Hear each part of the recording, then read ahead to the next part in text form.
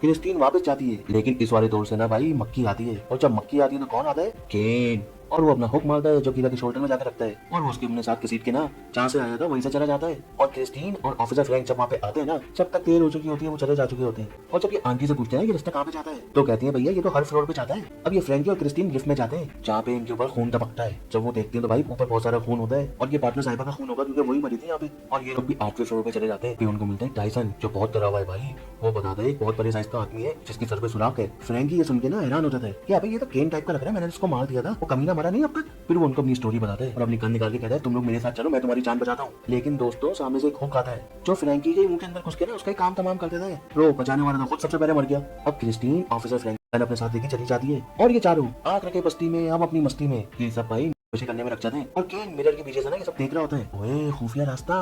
और मैरी सभी ये नोट कर दिए, लेकिन नशीमा ने वो चीजों को इतना ध्यान नहीं देती। और रसल ना उसके कान में कुछ कहता है, पता नहीं क्या कहता है, वो इतनी खुश हो जाती है और उसके साथ चली जाती है।